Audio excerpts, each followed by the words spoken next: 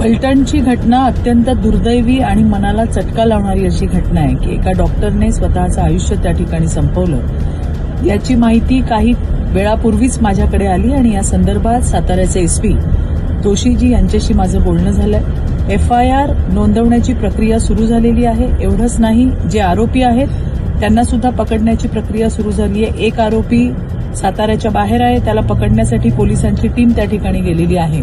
त्यामुळे कुठल्याही क्षणी दोन्ही आरोपी हे अटकेमध्ये असतील।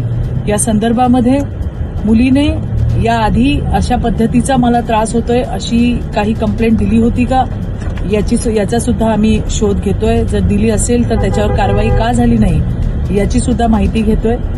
अशा घटनेमध्ये खरं तर मुलींना ज्या वेळेला त्रास होतो त्यावेळेला त्यांना मदत करण्यामध्ये जास्त समाधान मिळतं। आज मुलींनी स्वतःला संपवलंय। मला या घटनेच्या माध्यमातून राज्यातल्या तमाम माझ्या बहिणींना, माझ्या मुलींना मला सांगायचंय की स्वतःला संपवू नका। तुम्हाला त्रास देणाऱ्या या नराधमांना शिक्षा व्हायला पाहिजे।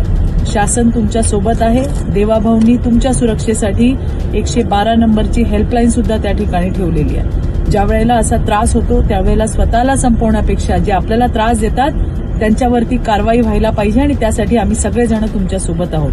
पुन्हा एकदा हेच सांगतेय की अशा पद्धतीचं टोकाचं पाऊल उचलण्यापूर्वी शासनाची मदत घ्या, 112ची मदत घ्या।